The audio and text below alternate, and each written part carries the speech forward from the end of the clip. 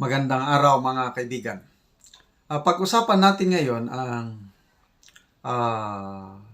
di umano'y alleged panggigipit ng mga nasa poder ng gobyerno na itong si Attorney Trixie Angeles ay gusto nilang mawalan ng trabaho o gusto nilang patahimikin dahil isa siya sa mga boses ng mga taong nasa laylayan.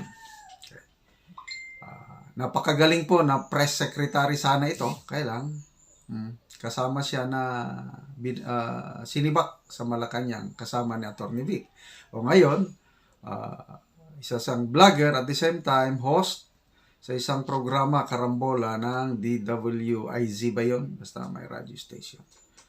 Okay, marami nang nakaka-observe na yung radio station na pinagtatrabahuan ni Atty. Trixie may allegedly di umano may pressure na tanggalin sa istasyon si Atty. Trixie kasi kung hindi mabibigyan o i-renew ang prangkisa ng radio station.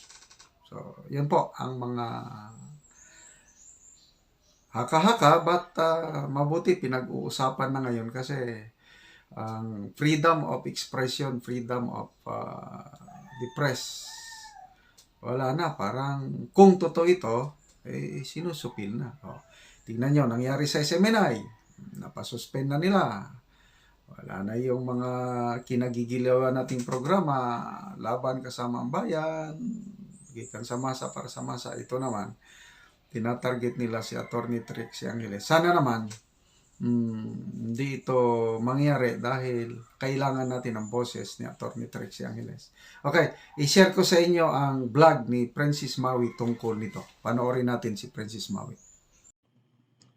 Mga ate at kuya, feeling ko kahit na hindi i-reveal ni Atty. Trixie na siya ay nasipa na. Mukhang nasipa na. Hold on, open ko lang ha. Dahil kung ni-ready, kaloka. Bago natin panoorin yung video ni Atty. Trixie, ang dami ko kasing nakita na mga posts na feeling ko siya yung tinutukoy. Comment po kayo kung mag-a-agree kayo sa akin na ang tingin ko ay si Atty. Trixie ang tinutukoy ng mga to. Biktima na naman, may bagong biktima na naman si Oh nanay, what's my name? Oh nanay, what? Huwag na kumanta Maui, walang pakulay. Eto, kilala nyo na yan si Oh nanay, yung pandak dyan sa may tabing ilog Pasig na malaking bahay. Ito nga sabi ni Miss Pebbles, pag hindi inalis sa radio station, hindi bibigyan ng prangkisa sa susunod na extension. Ha? Yun ang kondisyon? Kapag hindi inalis ang empleyadong ito ng isang radio station, hindi bibigyan ng oh my God, damay ang buong stasyon. Gago tong si O nanay talaga, no? Di ang daming mawawala ng trabaho. Demonyo! Ako po ay, at saka si Attorney Nick, ayan nga, sa picture na yan, ay galing po sa stasyon na yon kung saan doon nag-host si Attorney, I think ang tinutukoy si Attorney Trixie. Kami ang una ni Attorney Nick na pinotball. Sinipa kami. Mind you, hindi pa kami bumabanat nun kay Hello Kitty. Nasipa agad kami. Napotball kami ng bonggang-bongga. Ngayon si Attorney Trixie, sipa na rin. Mukhang masisipa na. On vacay po kasi ngayon si Attorney Trixie. Hindi na siya napapanood ngayon sa karambola. Pero baka eventually, ganun na rin ang mangyayari. Football na rin ang bonggang-bongga yan. Bakit pagbabakasyonin? Magbakasyon ka muna. Si Atty. Trixie dapat ang mag-decide kung gusto niya magbakasyon, masipag yung tao. Right after nga na mapotball yan sa palasyo, balik stasyon ka agad. Wala naman siyang sakit, 'di ba? Sabi nag-resign daw si Atty. Trixie dahil nga sa mga iniinda sa katawan. Wala namang iniinda si Atty. Trixie sa katawan, wala namang sakit si Atty. Trixie, alive na alive. Suffice to say, napotball yan sa administrasyon ni Pusa. Okay.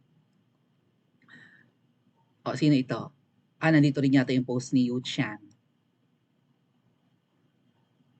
Ayan. Basta ako, Mare, sabi ni Yu Chiang. Dali, i-ano ko lang, compress ko lang. Hindi makita Basta ako, Mare, isa lang ang meaning sa akin ng pinagbakasyon. Pinotball, resign. Yun din daw ang meaning. Because of family first, saka health reasons, pag ang usapan ay graceful exit sa trabaho. Pero dahil mosang ang usapan dito, istoryahin ng kung ako sa'yo, wag mo nang ipilit ang sarili mo dyan sa stasyon na yan. I think si Attorney Trixie ang tinutukoy niya. I suggest apply ka sa SMNI. Yes, good idea, di ba? Attorney Trixie, mag-apply ka sa SMNI. For sure, itatanggapin ka ng stasyon. My God. Alam niyo ba si Attorney Nick, inuulukan ko rin niya. Attorney Nick, push mo na sa SMNI. Dali. At saka isama mo ko. Ayaw ni Attorney Nick. I guess it's out of pride. Siguro ang gusto ni Attorney Nick, guesting lang. Or maybe ayaw ni Attorney Nick na nag-a-apply siya. Ang gusto niya i-offer talaga sa kanya ang trabaho. With Attorney Trixie, I highly recommend na mag-apply na siya. Right? Would you agree with me? Kung siya ay nasipa. Panoorin natin mamaya yung video ni Attorney Trixie and I hope hindi siya nagka-copyright ha. O nanay, lahat na lang tinanggalan mo ng trabaho, kaloka ka, galit na si Miss Pebbles. Now let's listen to Attorney Trixie. Although hindi niya kino-confirm, feeling ko, yun na rin yun. Yung bakasyon niya ay football na. Nasipa na siya. And mukhang sinipa siya sa stasyon na yan. Unfair, no? Dahil ang may-ari po, ang pagkakaalam ko, ang may-ari ng, well, ayon sa mga puting, alam nyo na, ang may-ari, actually, alam ko naman. May nagsabi sa akin, ang may-ari po ng stasyon kung saan nag-host si Attorney Trixie at kung saan galing din kami na Attorney Nick, ay solid Hello Kitty. Solid yan. Actually, tuwang-tuwa kami dati na Attorney Nick kasi kami na Attorney Nick ay ano naman, Hello Kitty naman kami dati eh. Nga lang, nahalata namin na ang daming sablay, ayaw na namin kay Hello Kitty. 'Di ba? At dahil ayaw na namin kay Hello Kitty, baka na, kaya kami na football. Nasipa kami sa stasyon kung saan nandun din si Attorney Trixie. Let's listen to her and kayo na po ang magsabi kung si Attorney Trixie ba ay playing safe lang or talagang na-football na ito, ha? Okay, let's listen. All right. For those who are expecting any big revelations, the primary purpose of this live today is really to talk about how to start changing the Constitution. Sabi ni Piping Dilat, is it time na ba? No, it is not. Okay? Ganito po yun eh. I don't know if anybody has ever read The Tipping Point, but there is a time for everything. And there is a way to get to that time. So, let's see. Okay? Ang point dito is, yes, I am on vacation officially from my program in Carambola on DWIZ 882 AM and Alio 23. It's simulcast both sa radio at saka sa TV. Now, there's a lot of things being said about that and I can neither confirm nor deny. Naks! Ang politiko! Grabe! Okay. But I will be issuing a statement in due time. The reason I'm delaying giving a statement is because there's some things that need to be clarified, such as but not limited to the source of the reason why I am out, diba? Why I am out on vacation. Kumbaga, sabi ni Jackie, may sakit daw po kayo. I do still have a sore throat and I continue. In case you haven't noticed, I strain every night to talk. Okay.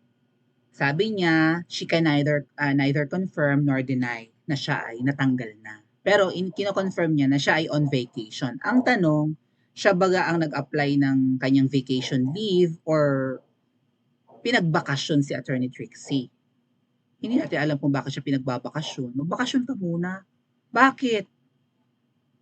Well, may sore throat lang naman daw siya. At mga dad kuya, pag nawala si Attorney Trixie sa Carambola, walang buhay yung program. Umaga yun, di ba? Carambola sa DWIZ. Umaga yun.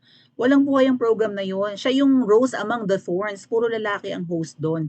Yun ang most viewed and most listened to na program ng DWIZ. At kapag sinipa yan, si Attorney Trixie, puro lalaki doon. Boring. Walang balance. Actually, nag-iisa siyang babae. 3, 4 yung lalaki nandun. Basta na Conrad Banal, kung sino-sino pa. Oh. Ang sabi po, may mga chika nga na lahat ng bumabanat ngayon sa administrasyong Hello Kitty ay talagang ipatutumba. Either literal na mabangbang ka or matanggal ka sa trabaho, matanggal ka sa social media. And yan, kay Miss Maharlika, kay Sas na mga pages na take down, lalo kay Miss Maharlika, yung kay Sas na ibalik kahit papano, di ba? So, si Attorney Trixie kasi, ang stasyon kung saan siya nag-host, kung saan kami dati nandun, ay pro Hello Kitty. Eh siya, paminsan-minsan pumupuna. At doon ko siya unang narinig. I think yun yung unang puna niya eh. Talagang safe siya. Although na-football na siya sa bahay na yan na malaki sa tabi ng Pasig, hindi talaga siya pumupuna. Hindi siya nagsasalita ng hindi maganda. Siguro out of respect. Maybe she was hoping na maibalik pa rin.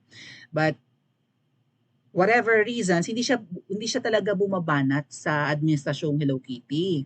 Lalo na kay Lucifera.